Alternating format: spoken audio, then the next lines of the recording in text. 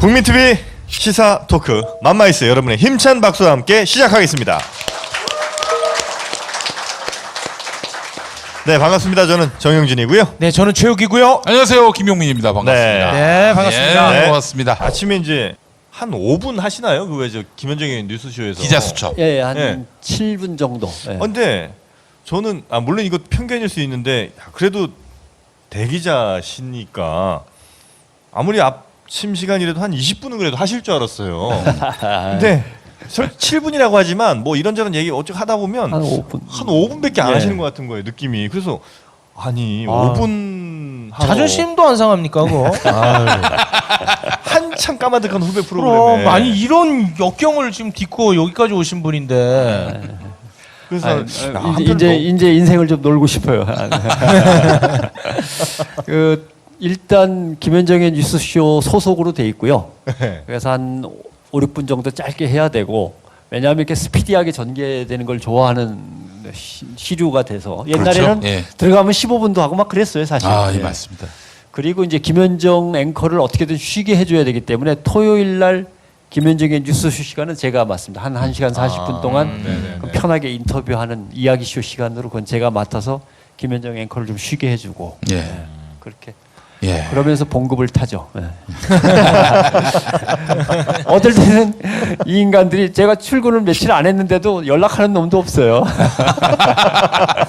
약간 리암 니슨을 조금 닮으신 것 같은 느낌도 살짝 있어요. 요새는 매즈 미켈슨하고 리암 니슨 들으시는군요, 이거. 아니 사람들이 사진을 보내던데요. 비교해 보라고. 어. 그 언노운에 나오는 리암 네네네네네. 니슨하고 그다음에 뭐 매즈 미켈슨은 뭐 가끔 이렇게 사진 아주 뭐 보내는. 신나셨네요. 저기 변성국 선배님 그 87년 대선 당시에 예. 12월 때 대선 이야기도 굉장히 재밌더라고요. 그야말로 굉장히 재밌는 일들이 많이 있었던 재밌는 일 많았죠. 네. 뭐 그때 이제 노태우가 될 때 아닙니까? 걸로. 예. 지금도 풀리지 않는 수수께끼들이 많아요. 예. 일단 후배들과 시민사회단체와 연결해서 막 개표 방송을 정신없이 했는데 그것도 잠깐 전사적인 역량을 다 동원해서 억지로 한 거지만 저는 이제 유일한 취재 기자인 셈이죠. 유일한 네. 취재 기자. 취재차를 타고 도는데 나중에 진짜 타이어에서 타는 냄새가 나더라고요. 왜냐하면 전화 오면은 막 또 그리로 뛰었다가 전화 오면 그리 뛰었다 하는데 왜 투표 용지가 이렇게 여러 장이 접혀서 한꺼번에 이렇게 투표하면서 이렇게 나오는지 뭐 이런 거. 예.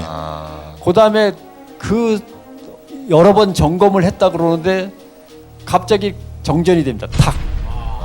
근데 꼭 정전되는 그 시간이 왜 개표소에 투표함이 도착할 때 꼭 이렇게 정전이 되는지 막 그런 일들이 막 비일비재하니까 예. 그런 데를 막 다 쫓아다니다 보니까 나중에 탈진했는데 저만 탈진한 게 아니라 자동차도 막 가해 뭐 거품이 부글부글 나고 막 그럴 정도로 아무튼 뭐 그때의 선거 현장이라는 게 다 그랬죠. 그런 암울했던 시기가 있었던 것이고요. 그렇게 해서 CBS가 사실은 이제 다시 보도 기능이 부활되면서 당시 AM 라디오로만 방송이 됐었지만은 청취율이 꽤 높았어요.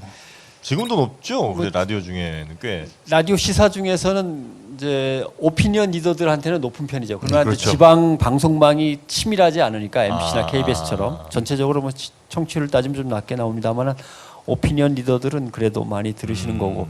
그리고 CBS의 그런 전통을 이어가기 위해서 부랴부랴 87년 민주화가 되자마자 준비를 해서 노조부터 만들어야겠다라고 이제 시작을 했고 저희가 조금 늦어갖고 한국일보가 먼저 만들었습니다만은 그래서 노조도 만들고 제가 노조위원장 할 때 나이가 33살이군요. 33살. 33살의 노조위원장이었던 것 같아요. 그래요? 33살.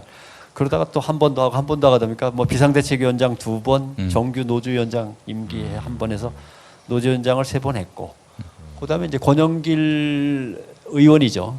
그때는 서울신문 부국장이었으니까 권영길 선배가 이제 언론노련위원장을 할 때 그 밑에서 법무국장, 이제 훈련국장, 감사 이런 걸 이제 하고 언론노조 생활을 갖다 계속 또 하고 뭐 그다음에 기자협회에서 이제 같이 기자 자정운동, 촌지 거부운동, 공짜여행 거부운동 이런 것들을 이제 묶어서 노조와 기자협회가 같이 그런 것들 하고 네.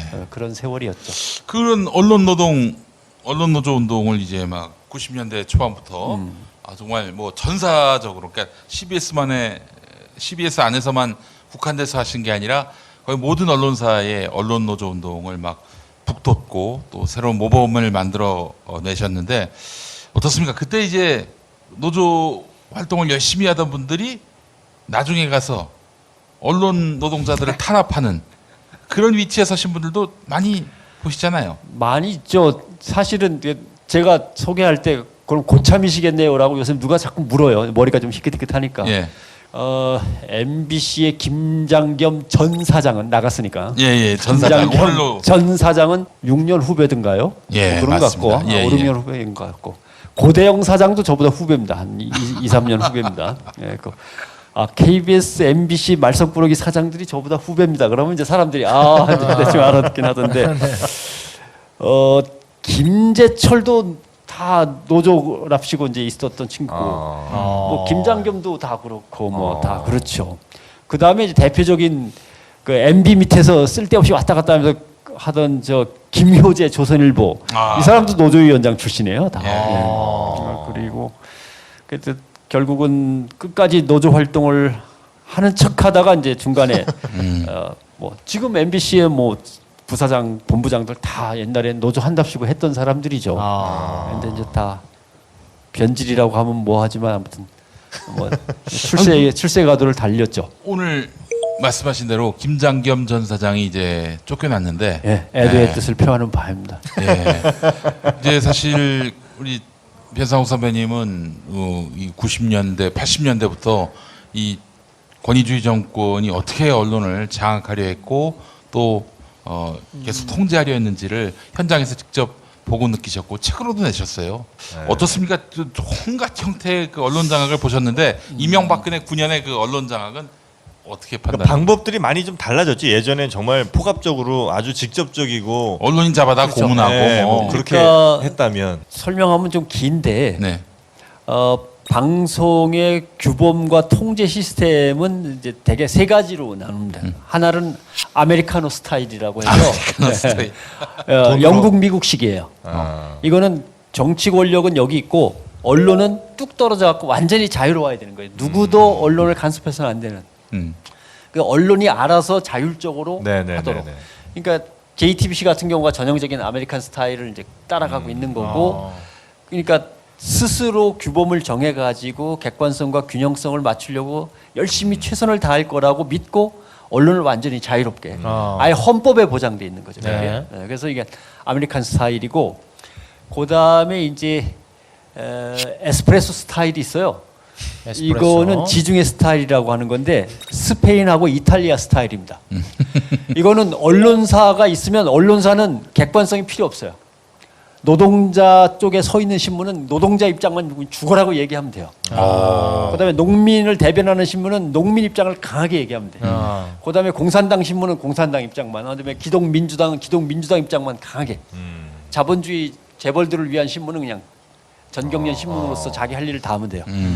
각자 객관성을 철저히 지키라고 요구를 하잖아요. 그러면 막 난리죠. 그러나 어릴 때부터 그걸 학교에서 계속 언론 교육을 받아온 시민들은 이 신문은 뻔하거나 이 반 절반쯤은 노동자 편이야. 뭐 이 신문은 재벌 편이야. 다 알기 때문에 그 안에서 스스로 균형을 잡아가는 거죠. 그러니까 순전히 편파적인 언론들만 있는데 국가 전체적으로는 균형이 맞는 거예요. 예, 이걸 지중해 스타일 뭐 또 그냥 약칭 에스프레소 스타일. 에스프레소. 카푸치노 스타일도 있어요. 그거 뭡니까? 재밌네요. 네. 이거는 이제 독일, 프랑스 이렇게 유럽의 서북쪽 스타일인데 여론을 장악하게 되는 언론은 대단히 중요한 민주주의의 한 축이라고 보는 거죠. 그래서 국가 관리 시스템 안으로 들어와 있어야 돼요.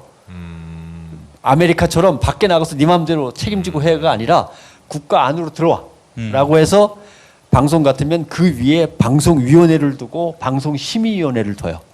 지역에 있는 방송들을 위해서 지역방송위원회를 또 두고 민영방송들을 통제하고 감시하고 감독하는 민영방송위원국을 따로 둬요. 네. 이런 식으로 해가지고 국가의 시스템으로 아예 방송을 생각하는데 다만 정권에 속한 게 아니라 시민 사회단체와 정치권과 각종 농민이면 농민, 뭐 예를 들면 노동자면 노동자, 각 사회 세력들이 함께 그걸 감독할 수 있도록 위원회를 구성해주는 공적 책임과 공적 감독을 철저히 하는 예. 그런 시스템이죠.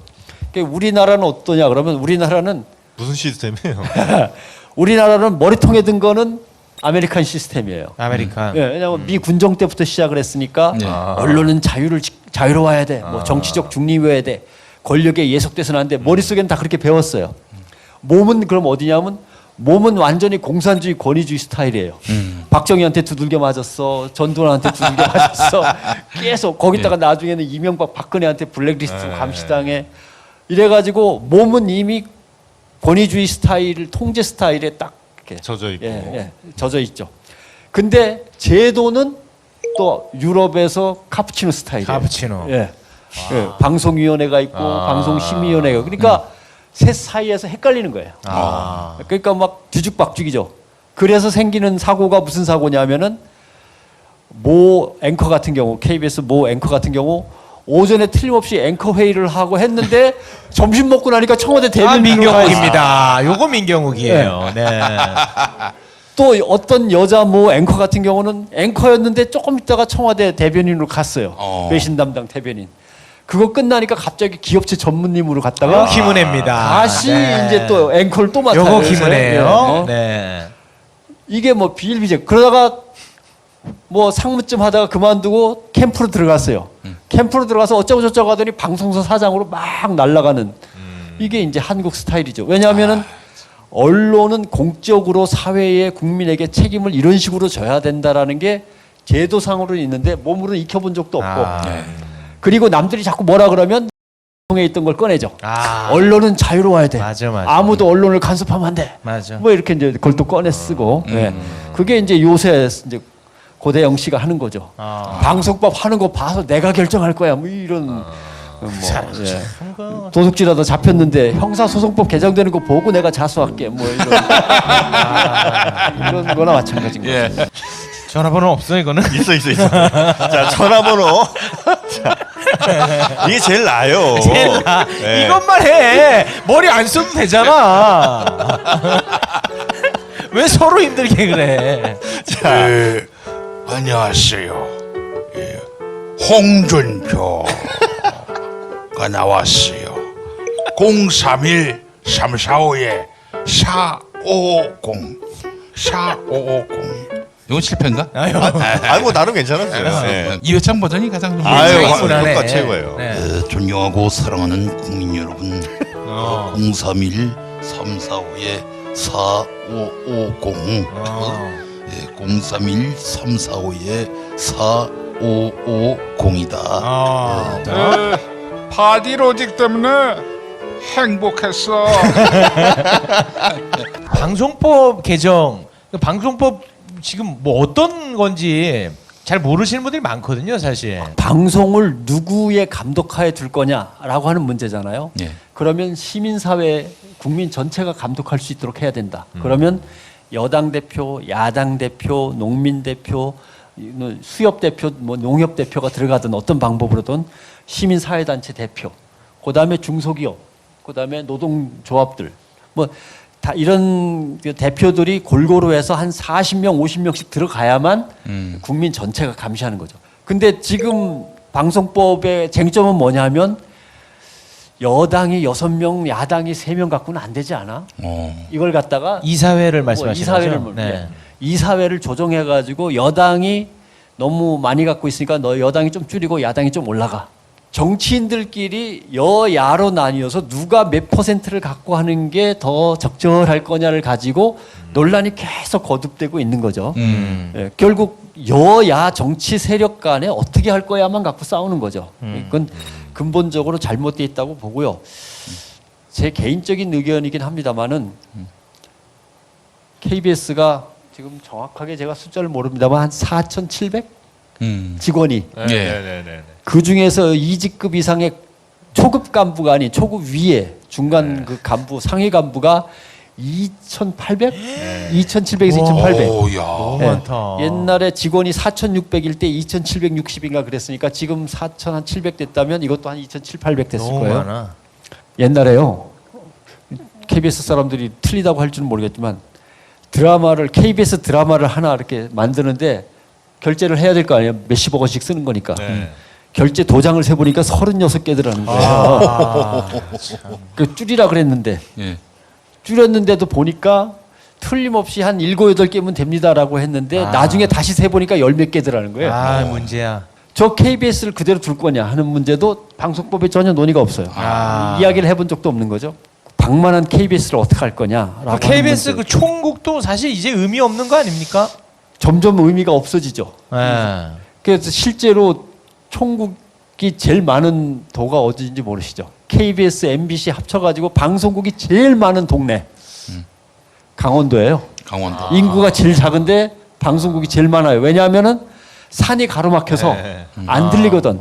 그러니까 속초하고 양양이면은 20분이면 가는데 속초 방송국 따로 줘야 되고 양양 방송국 따로 줘야 되고 강릉 방송국 따로 줘야 되고 원주 삼척 따로 줘야 되고 방송 따로 뭐. 삼척 따로 줘야 되고 예. 계속 따로 줘야 되니까 몇 개래더라? 아무튼 수십 개예요 강원도에. 예. 그런 일이 벌어지는데 이 구조 조정을 해야 되는 거죠. 그게 사실은 제 사견이지만은 KBS가 1, 2가 있잖아요. 예. KBS 2는 옛날에 중앙일보가 갖고 있던 동양방송을 뺏은 거 아니에요? TBC. 예, TBC를 뺏어서 준 거니까. 근데 이건 완전히 지금 민영방송, 상업방송이잖아요. 네. 그러니까 KBS는 공영방송이라고 말을 하지만 공영방송 플러스 상업방송이 이렇게 편제가 돼 있으니까 잘못된 공영방송이에요. 이거는 KBS 2는 광고를 못하게 하고 예. KBS 1, 2를 합쳐가지고 거기에다가 국회 방송 기능과 국정 KTV 방송 기능과 아리랑 국제 방송 기능을 줘야 돼요. 예산도 주고 네. 그 대신 광고를 뺐고 그 대신 시청료는 받고. 네. 그러니까 시청료와 국가 예산만 가지고 국회 국정 입법 활동을 중개하고 국가 정책을 홍보하고 그다음에 국제 방송으로서 전 세계의 한류 방송을 책임지고 한국의 이미지와 한국의 한류 문화를 전파하는 글로벌한 경쟁력을 갖춘 공영방송으로 만들어줘야 돼요. 예. 그리고 그 광고 뺏은 거는 이제 국민 TV라든가 CBS는 많이 안 와도 되는데 국민 TV는 많이 왔어요. 뭐 국민 TV든 그게 고발 TV든 뉴스타파든 예. 뭐 이런 대로 새로운 의미 있는 국민들이 지지하는 방송을 인큐베이팅하는 자금으로 광고가 들어가야 되는 거죠. 근데 뭐 전혀 고민이 없어요. 네. 특히 뭐 지금 고대영 씨가 이 방송법이 통과되면 나는 뭐 그만둘지를 결정하겠다라고 얘기를 했는데 이 핵심이 요거거든요. 여야 모두 반대하는 인사는 사장이 될 수 없다. 근데 손석희는 그럼 당연히 여기에 속하지 않겠어요? 될 수 없는 사람으로. 지금 야당 쪽에서는 손석희 역적이죠. 역적으로 이렇게 네. 몰고 있고 최승호 PD 마찬가지고요. 안 되죠. 우리 변상욱 선배님도 마찬가지일 겁니다. 예. 회색 분자만 가능하겠네. 그렇죠. 아무 뭐 생각이 없는 무색무취. 그래서 지금 사실은 홍준표 씨나 아니면은 이쪽에서 이끄는 야당 입장에서는 마음이 좀 급해요. 왜냐하면은 지방선거가 얼마 안 남았는데 네. KBS, MBC에다가 거기다가 JTBC까지 묶어버리면 이게 60몇 % 정도 돼요. 예, 장악 정도가. 그러면 이게 만약에 여당 지지, 개혁 진보 성향으로 바뀌어버리면 이게 지방선거에서 이게 뭐가 없어요. 네. 여지껏 언론의 편파적인 지지를 힘입어가지고 장악을 해왔는데 60% 이상이 저쪽으로 기운다고 생각하면 답답하죠. 그러니까 막 된다 그랬다가 안 된다 그랬다가 막 몸부림을 치는 거죠. 네. 고대영, 김장겸 따라 끝까지 버티라고 그러고 이제 그렇게 되는 거죠. 네. 하여튼 지방선거에도 버텨가지고 거기서 뭔가 조금 나와야 다시 보수 결집의 바람을 불러 일으켜갖고 총선거로 넘어갈 수가 있는데 지금 동력이 딸리는 거죠.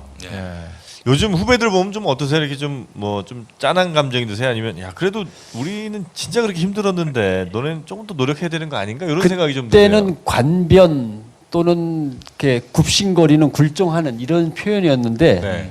그러니까 힘에 눌렸다는 표현이었지 네네네네. 썩었다는 표현은 안 썼거든요. 네. 근데 지금은 썩었다에다 가짜까지 이제 막 붙으니까 엄청나게 안쓰럽죠. 예. 기자들끼리 토론이 없어요 요새는. 왜냐하면 옛날에는 기사가 하나 나가고 나면 선배들이 기다리고 있다가 아 멋있더라 후배한테 얘기도 하고 또는 야 그거는 좀 우리 회사의 그동안의 노선하고 틀리지 않냐 또 뭐뭐는 좀 불안하지 않냐고 확인 제대로 한 거냐 이렇게 얘기를 한단 말이죠. 예.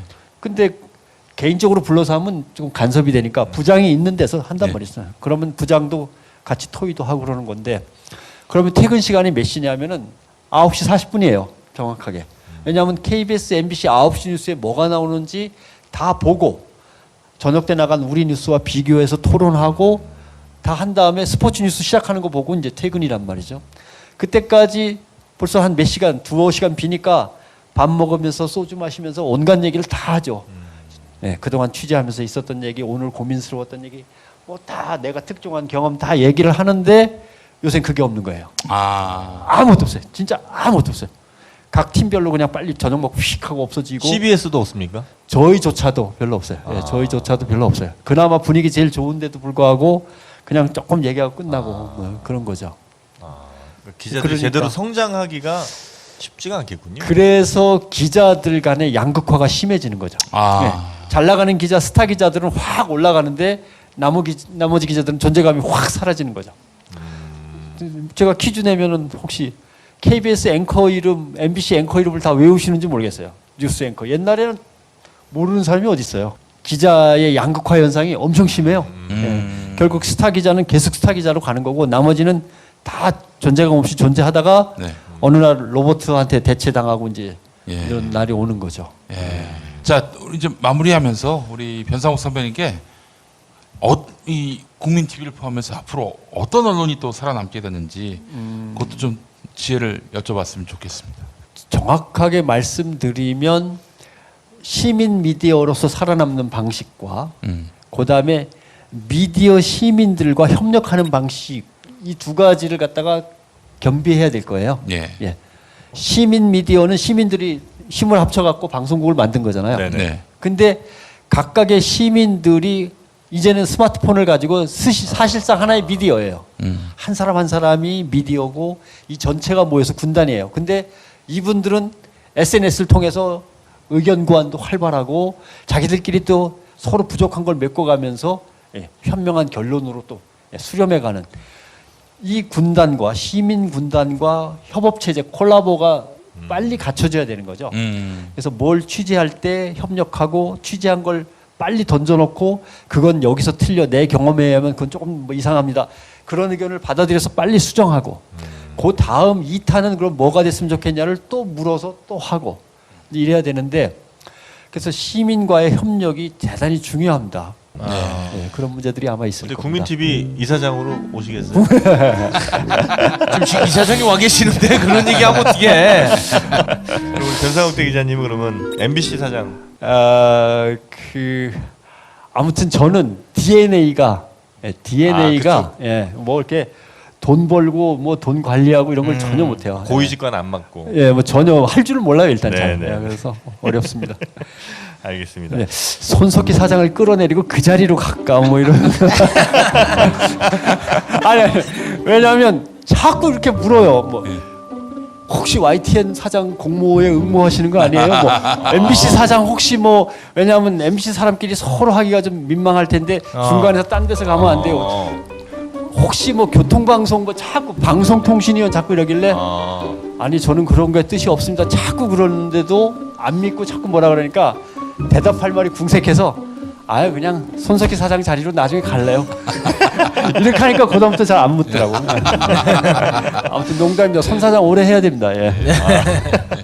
알겠습니다. 진짜 아마 많은 언론인들의 진짜 롤모델이 아마도 우리 변상욱 대 기자님 그렇습니다. 아니실까 싶습니다.